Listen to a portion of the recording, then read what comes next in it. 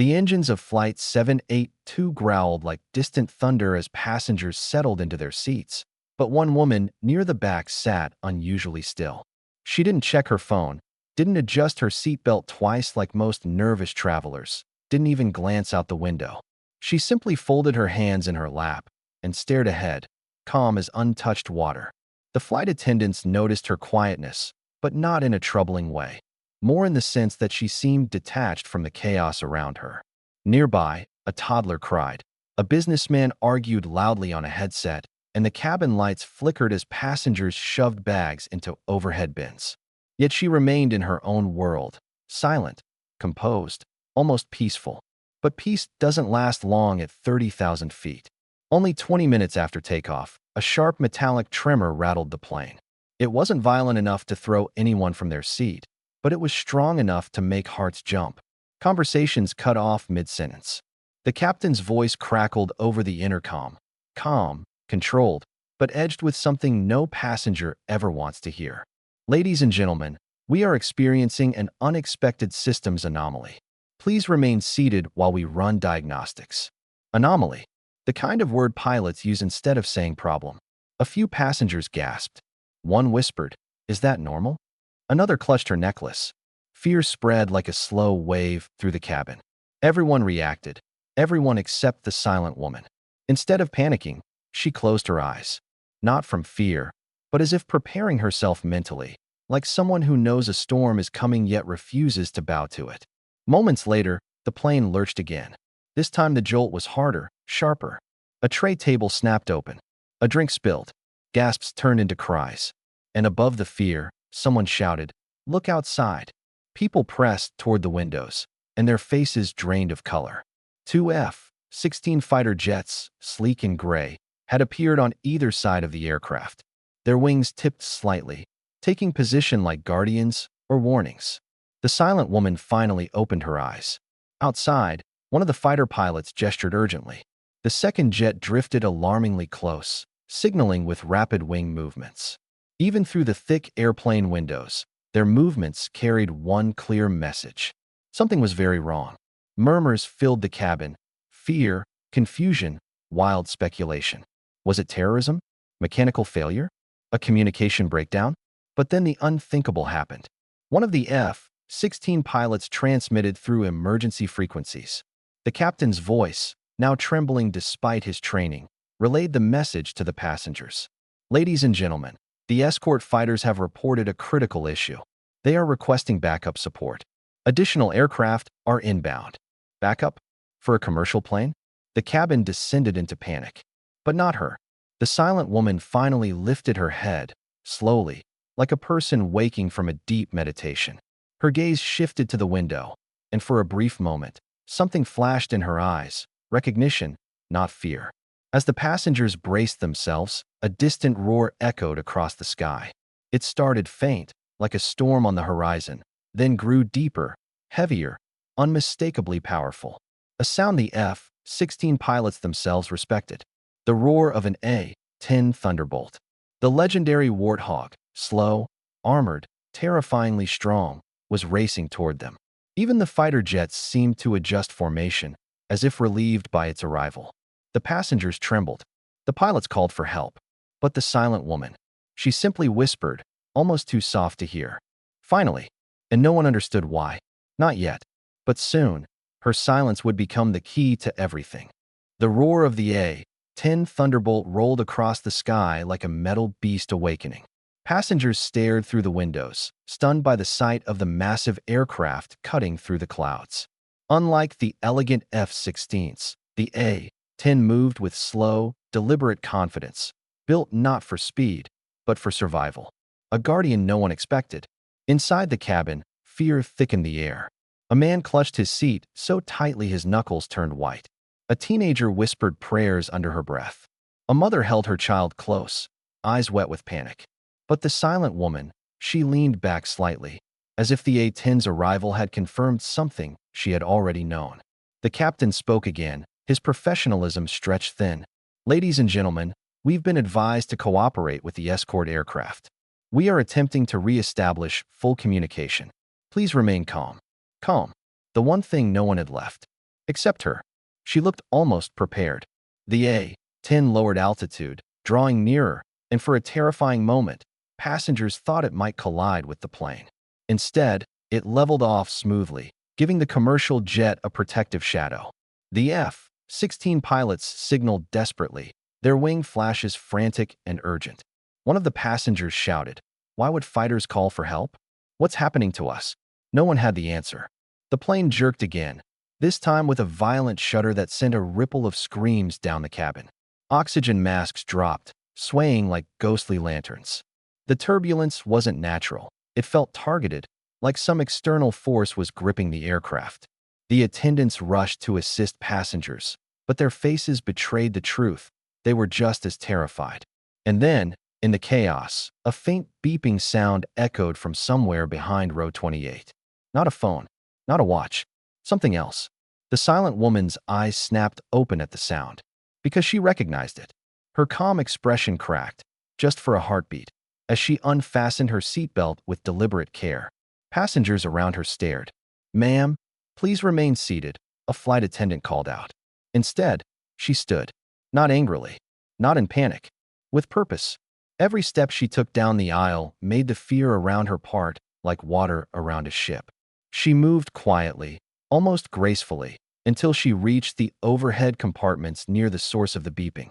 A man beside her whispered, "Do you know what's happening? Why are those jets here?" She didn't answer. She pressed her fingers lightly against the compartment door, listening. Her silence wasn't peaceful now. It was sharp, focused. The beeping grew louder, more insistent. The passengers closest to her leaned back in their seats as if distance would keep them safe. The plane lurched again, forcing her to grab a seat for balance. The lights flickered, the engines groaned, and the A-10 maneuvered abruptly to the jet's flank. The fighters were reacting to something inside the commercial aircraft. Something dangerous. Or someone. She opened the compartment door, slow, cautious, and the beeping intensified. A small black case lay wedged between two suit bags. Unlabeled. Out of place. She reached for it. But just as her fingers touched the handle, a voice boomed through the cabin speakers. But it wasn't the captain. It was deeper, commanding, edged with urgency. "This is the United States Air Force. Passenger in row 28, step away from the compartment immediately." Gasps erupted across the cabin. All eyes snapped toward her. The F-16 nearest the plane rolled suddenly, signaling high alert. The A-10 tightened its formation like a shield, positioning itself in direct alignment with her window. The silent woman lifted her hands slowly, not in surrender, in acknowledgement, because she knew they weren't talking to a stranger. They were talking to her. The beeping stopped abruptly. A dead, chilling silence followed. She turned her head slightly toward the window, and for the first time, she spoke loudly enough for nearby passengers to hear. They shouldn't have interfered. A cold wave of dread swept through the cabin. What had she meant? Who was she? And why did the world's most heavily armored aircraft feel the need to protect or confront her? The plane dipped suddenly, engines howling, the escorts scrambling to stabilize its flight path. And as alarms blared and people screamed, the silent woman whispered one last sentence. "It has already begun." The cabin trembled with tension. Passengers clutched each other, wide-eyed, murmuring questions they didn't dare speak aloud. The roar of the engines, once a comforting drone, now felt like the heartbeat of something uncontrollable. Outside, the A-10 circled protectively, its silhouette imposing and precise, while the F-16s darted in a coordinated dance, warning and shielding in equal measure. She stood near row 28, silent yet commanding, her gaze fixed on the small black case she had discovered. The passengers around her stared, a mixture of awe and confusion written across their faces. She looked ordinary, just another tired traveler. But everyone could feel there was something extraordinary about her. The flight attendant tried again, voice trembling but professional. "Ma'am, please step back. We don't know what's inside that case." She shook her head slowly, almost imperceptibly, and whispered under her breath, "They need me." The words were quiet, yet in that instant, the energy around her shifted. Something inside the case, something the military jets had reacted to, seemed to resonate with her presence. Her fingers traced the edges of the handle, and memories long buried began surfacing. She had trained for emergencies like this years ago, not in commercial flights, not in hospitals, but somewhere much more dangerous. Somewhere she had sworn never to return. A passenger, mid-aisle, blurted out, Who is she? What's happening?" Another whispered, voice trembling, "Why are the Air Force jets helping her?" But she didn't answer. Her focus was absolute, unwavering. She carefully lifted the case, holding it close to her chest. The beeping had stopped, but she could feel the weight of what was inside. And she knew time was critical. The first officer, her voice tense over the intercom, called to the cabin. "Flight 782, remain calm. We are under strict protocol. All passengers must stay in their seats." The silent woman didn't move toward the cockpit. Instead, she knelt slightly, her hands hovering over the case as if reading invisible instructions. Her mind raced, piecing together knowledge she hadn't accessed in years. Every muscle, every reflex honed during countless simulations and drills snapped awake. She wasn't just a passenger. Not anymore. The plane shook violently, pitching left, then right. Panic erupted. People screamed, children cried, oxygen masks swung in the turbulence. Even the crew struggled to maintain order. The fighter jets outside flanked the aircraft closer, almost protective, almost reverent. They were waiting for her move. Suddenly, her eyes widened. The case had a secondary latch, hidden, almost invisible. She pressed it, and the compartment released with a soft click. Inside lay a device, compact, black, humming faintly. It was small, but deadly, and she knew exactly what it was. A realization hit her. Someone had tried to bring this aboard intentionally. A threat, sophisticated and silent, now suspended above hundreds of innocent lives. The passengers hadn't noticed the tension yet, but she had. And she couldn't fail, not now. "Step back," she said, voice firm, cutting through the fear. The flight attendants obeyed, moving quickly but cautiously. Even the passengers instinctively obeyed, sensing the authority emanating from her calm presence. Her training took over. Hands steady, breath controlled, mind sharp. She analyzed the device, recalling procedures long buried. It could not be disarmed recklessly. One wrong move, one miscalculation, and everyone on board would pay the price. The A-10 pilot outside leveled the aircraft, roaring low enough to rattle the cabin. Almost as if acknowledging her authority, it maintained perfect position, shielding the plane from any external interference. The F-16s mirrored the maneuver, signaling urgency and trust simultaneously. Then she looked toward the cockpit. The first officer had regained partial control, eyes darting between instruments and the approaching escorts. They were relying on her. And she knew, if she failed, they all would. She took a deep breath and whispered to herself, "Not today, not on my watch." Her hands moved with precision. Each adjustment, each movement was deliberate. Years of experience returned like a flood, memory and muscle synchronized. The device responded to her presence, almost as if it recognized her intent.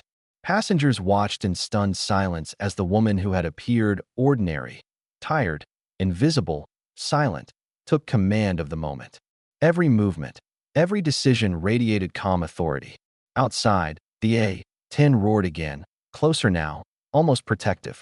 The F-16 signaled. They were waiting for her to finish. And she would. She had no choice. The device clicked, a sound almost inaudible, and then stopped. Safe. Neutralized. A wave of relief rippled through the cabin. People exhaled, some crying quietly. But she didn't smile, didn't relax. She lowered the case gently, eyes scanning every corner of the plane. The danger had passed, for now.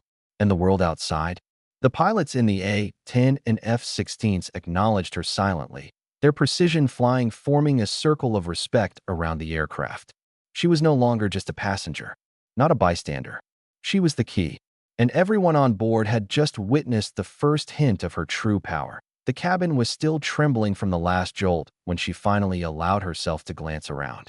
Passengers whispered, their eyes wide with disbelief. A mother clutched her child and muttered prayers. The businessman who had been impatient with flight attendants earlier now stared at her, his mouth slightly open, as if struggling to comprehend what had just happened. Yet she remained calm, focused, as if the events around her were merely a backdrop to something far more important. She knew the crisis wasn't over. Not completely. Something deeper awaited, and she could feel it in her bones. The first officer's voice came over the intercom again, sharper now, tinged with urgency. Flight 782, we require immediate assistance in the cockpit. Any licensed pilot, please report immediately. A collective murmur spread through the cabin. Eyes darted, searching for someone, anyone, qualified to help. But all the attention returned to her. She had been calm, composed, alert when no one else seemed capable. The crew and passengers instinctively understood she was the one they needed.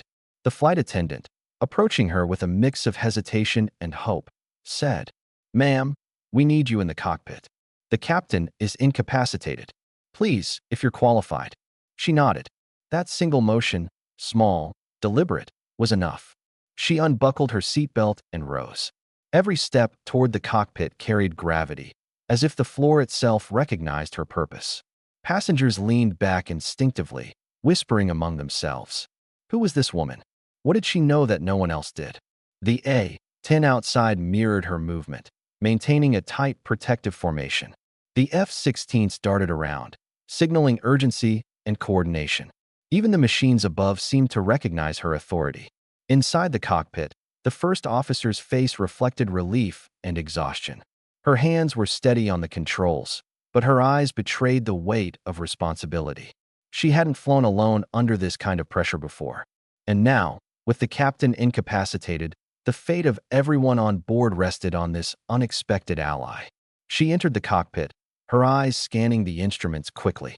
Familiarity washed over her. The layout was slightly updated, but the fundamentals remained unchanged. Muscle memory from years ago surged back like lightning through her veins. "Are you a pilot?" the first officer asked, hope and disbelief intertwined. "Yes," she said firmly. "Licensed. Experienced. But it's been a while." "It doesn't matter," the first officer replied. "We need you now."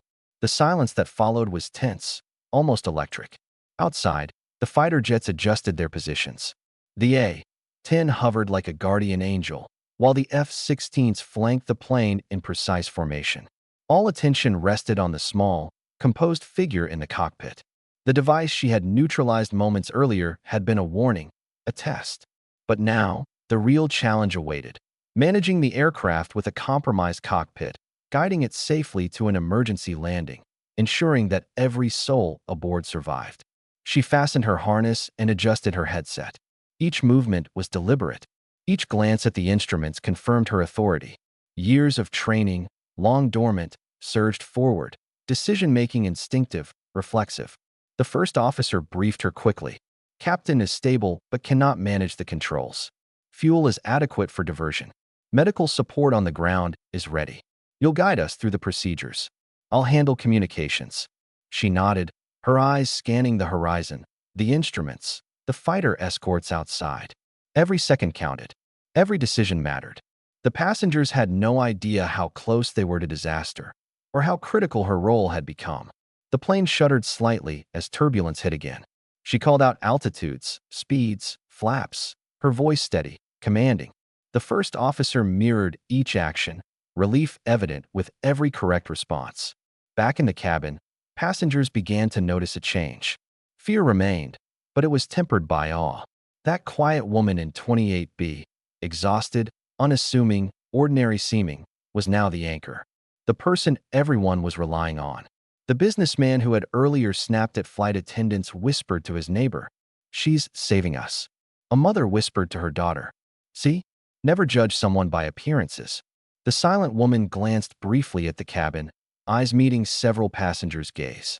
No fear, no doubt, only resolve. And outside, the A-10 roared again, a deep, reverberating sound that seemed to echo her determination. The F-16s adjusted, responding to her lead, protecting the plane with precision. The crisis was far from over. But for the first time in hours, a measure of hope rippled through Flight 782. Because she was no longer invisible. She had been called to action, and she would answer. The cockpit was a storm of blinking lights, alarms, and instruments demanding immediate attention.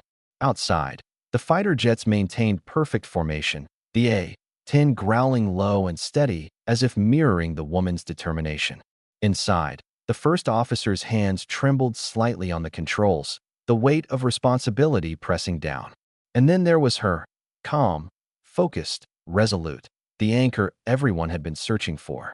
"Listen carefully," she said, voice firm, cutting through the static hum of the cabin. "We're going to divert. Medical teams are standing by. Our priority is to stabilize the captain and keep this aircraft level.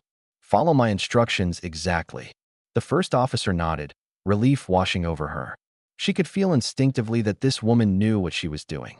Years of experience and instinct flashed in every precise word and movement. The plane shuddered as turbulence rattled the fuselage. Passengers screamed, gasped, and clutched their seats, but the calm, commanding tone from the cockpit filtered through. Slowly, a ripple of reassurance spread through the cabin. People were terrified, yes, but they were not hopeless. She checked the instruments: altitude, airspeed, heading, fuel. Everything looked stable but delicate. One misstep could cascade into catastrophe.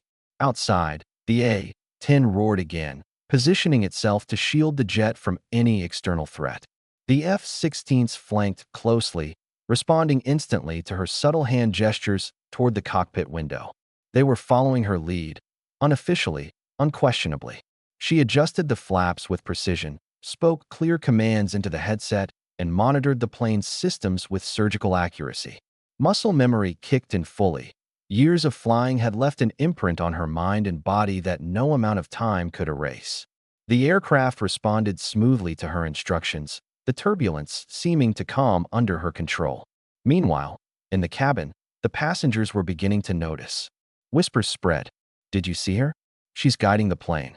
She's the pilot? She's saving all of us." Even the flight attendants, exhausted and frightened, watched in awe as the once silent woman now commanded authority with quiet confidence. Every movement, every call, radiated competence. Every life on board was dependent on her decisions, and she didn't falter. The first officer glanced at her, voice steady but edged with relief. "You've done this before. Don't let go now." "I haven't forgotten," she replied. Her eyes scanned the horizon, the instruments, and the fighter jets outside. She felt the connection, the unspoken trust of the aircraft, the crew, the passengers, even the pilots and the military aircraft flanking them. They were all waiting, watching, trusting. Another alarm sounded. She noted it, assessed the system, and corrected the issue immediately. Her hands moved with purpose, her mind a calm storm of precision. Every decision mattered. Every fraction of a second counted. Descending to 10,000 feet, she called out, coordinating with the first officer. Landing gear coming down. Flaps 50%. Confirming all systems stable. The plane lurched slightly, turbulence reacting to the descent. Her hands adjusted the controls instantly, the aircraft responding to her subtle movements. Outside, the A-10 roared low, almost protective, while the F-16s mirrored her precise maneuvering. In the cabin, tension mingled with awe. Passengers began to pray quietly, some silently mouthing words of thanks. They watched, enraptured, as the woman who had been invisible, quiet, unassuming, now commanded the aircraft with authority, skill, and determination. A young boy near the window whispered to his mother, "Mom, she's like a hero." "Yes, sweetheart," his mother whispered back, eyes wide with awe. "She really is." And she remained calm, resolute, focused. Every movement was intentional, every instruction calculated. The plane responded perfectly, despite the compromised cockpit, the turbulence, and the weight of hundreds of lives depending on her. The first officer exhaled, a rare smile breaking through the tension. "We're going to make it," she said softly. "Yes," the woman replied, voice steady and commanding. "We're getting everyone home. Hold on." Outside, the formation tightened slightly. The military pilots had sensed her control, her authority, her competence. They trusted her. They knew she was the key to keeping everyone alive. And in that moment, passengers, crew, and escort pilots alike realized something incredible. This quiet, unassuming woman, once invisible, underestimated, dismissed, was now the center of their survival. She had taken control when no one else could. The descent continued, the tension high, but under her steady guidance, hope began to pierce through fear. Every eye in the cabin, every heart, held on to one thought. They were in capable hands. She had become more than a passenger. She had become the pilot they needed, the hero they never saw coming. The plane shuddered slightly as the runway lights appeared through the clouds. Passengers pressed their faces to the windows, fear and awe mingling in their expressions. Outside, the A-10 and F-16 escorts adjusted their positions one last time, guiding the jet safely toward the airport. The once distant roar of their engines now seemed like a protective shield around the aircraft, a reminder that this extraordinary moment had drawn attention from those trained for crises. Inside the cockpit, she remained calm, precise, and utterly in control. The first officer watched her with admiration, realizing that the woman they had once assumed was just another passenger had become the cornerstone of their survival.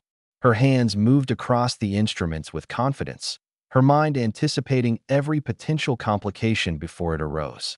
Every detail was accounted for, every step deliberate. She was commanding, guiding, and saving lives simultaneously, and the years she had spent away from flying did nothing to diminish her skill. Approaching the runway, flaps full, gear down, landing checklist complete, she called, her voice steady, unwavering. The first officer repeated each step, her confidence bolstered by the quiet authority radiating from her. Together, they orchestrated the descent with a precision that belied the chaos they had endured earlier. In the cabin, the tension was palpable, yet it had transformed into awe and admiration. Passengers exchanged glances, whispers rising like a chorus. "She's saving us. She's a real hero. She never gave up." Even the businessman who had been impatient and dismissive earlier could only stare, a newfound respect etched on his face. The memory of his arrogance earlier seemed almost shameful now, a reminder that appearances and assumptions often deceive. She guided the plane through the final approach, eyes sharp, focus unwavering. Every meter, every second mattered. The engine's hum, once intimidating, now felt like a rhythm she could trust. She leaned slightly forward, scanning the runway, reading the instruments, coordinating with the first officer. Her every action reflected years of training, thousands of hours of experience, and an unyielding determination to protect the lives entrusted to her. The aircraft touched down smoothly, the tires rolling against the tarmac with precision. Passengers exhaled, a collective sigh of relief washing over them. Emergency vehicles flanked the plane, ready, but they weren't needed for intervention. Her skill had delivered them safely. The jet slowed, eventually stopping completely, and the engines powered down. The cabin erupted in quiet applause, tears, and murmurs of gratitude. She unbuckled her harness, finally allowing herself a deep breath. The first officer turned to her, a mixture of relief and admiration in her eyes. "I don't know what we would have done without you," she said softly. "It was nothing," she replied, though her own relief and exhaustion shone through. "We did it together." As the passengers began to disembark, many stopped to thank her personally. Children tugged at their parents' hands, pointing to the woman who had saved them.